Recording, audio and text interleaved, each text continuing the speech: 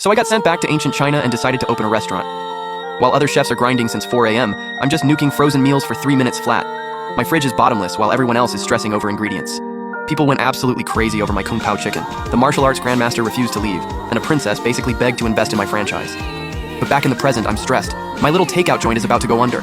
Then out of nowhere, someone yells from outside, "Hey, anyone in there? Bring me some food, I'm starving!"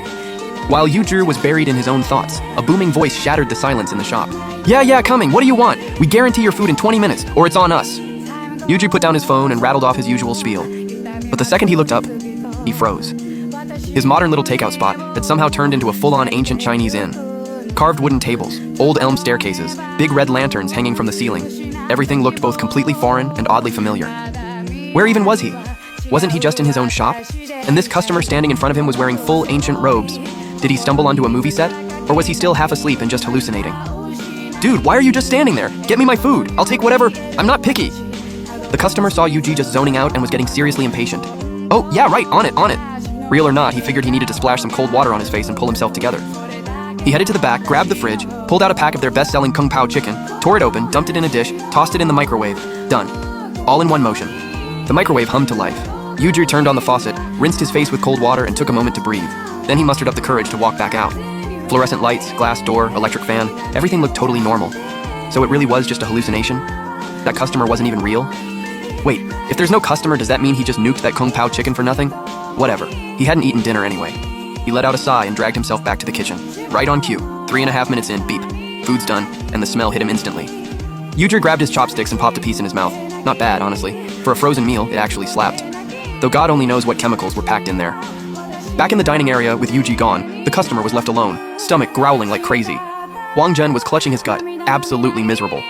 If he wasn't this hungry, there's no way he'd step foot in a hole in the wall like this. He never should have taken this shortcut. No food, no lodging, this place was a total dead end. If he'd taken the other road, he'd probably be kicked back at that inn right now eating a proper meal. And honestly, the inn in the next town had some pretty solid dishes. They even rotated the menu every now and then. Perfect for food snobs like him. Unlike this dump. Wang Zhen looked around the place with a disgusted look on his face. 6 tables, 5 small, 1 big, all coated in dust. There were even cobwebs in the corner. This place clearly hadn't been cleaned, or visited, in a very long time. 20-minute service in a place like this? The only thing cooking here was probably mold. What if the food actually killed him? But if he didn't eat, he'd starve. Ugh. Fine. Whatever gets him through. Once he got back to the capital, he was going straight to Taifeng Tower for a real meal. Wait, was that a smell? No way. He had to be so hungry he was hallucinating. There's no chance this place smells good. He opened his eyes, and locked eyes with Yuji, who had a plate in one hand and a piece of chicken halfway to his own mouth. Dead silence. Maximum awkward. "Dude, what are you doing?" Wang Zhen pointed at Yuji's hand, completely baffled.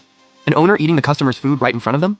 This guy was something else. "No worries, sir. I was just making sure it was fully cooked." Yuji quickly put the chopsticks down. Honestly, you couldn't even blame him. He'd convinced himself it was all a hallucination, so he figured, why let good food go to waste? I mean, would you fight a dog over a frozen meal? But the second he walked out of the kitchen, boom, he was back in ancient times again. Forget it. Slurp. Wait, what is this dish? Wang Zhen's entire attention had already shifted to the dish in Yuji's hands. The smell was absolutely insane. The food was a deep, glossy red, every single piece perfectly separate. The chicken was coated in a thick, rich sauce, topped with bright green cucumber chunks and golden toasted peanuts. Just looking at it made his mouth water. Kung Pao chicken, you've seriously never had it? Yuji slid the plate over, a little confused.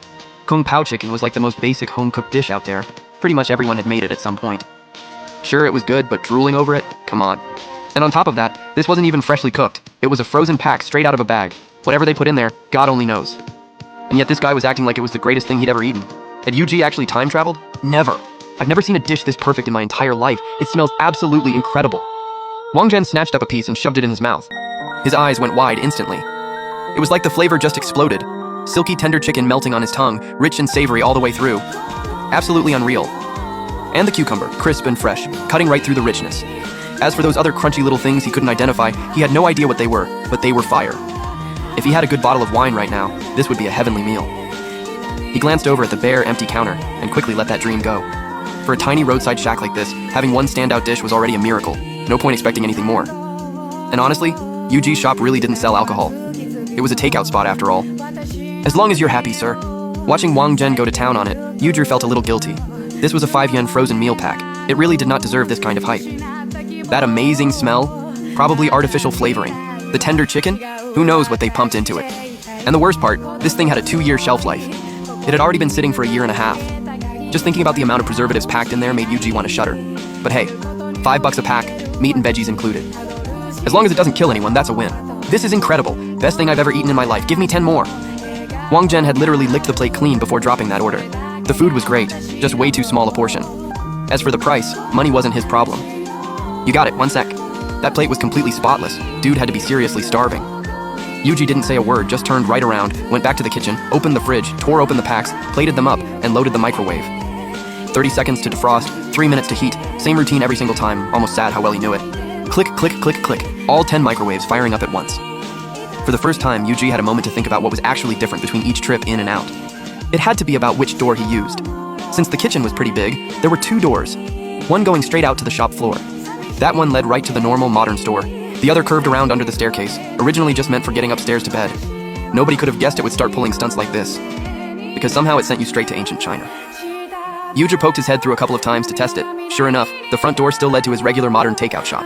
But the door under the stairs? Ancient China every single time. He'd actually time traveled, for real. Ding ding ding ding. A whole chorus of microwave beeps snapped Yuji right out of his daze. He straightened his shirt and pulled out all 10 plates of kung pao chicken. Whatever was going on, step 1 was getting this customer out the door. Everything else could wait. Once he closed up shop, he'd have all the time in the world to figure this out. He walked out carrying the plates, and once again locked eyes with Wang Zhen, who was licking his plate. Again. Sir, come on, you really don't have to do that. Yuji kept a straight face, but internally he was losing it. This guy was dressed like royalty. So why was he acting like he hadn't eaten in a decade? How many times had he licked that plate now? I mean, the service is pretty fast, gotta say. Wang Zhen was a little embarrassed. This was not who he was. Even at Taifeng Tower back in the capital, the most he'd ever done was finish every last bite. He would never lick a plate. He was a man of status. Plate licking was absolutely beneath him under normal circumstances.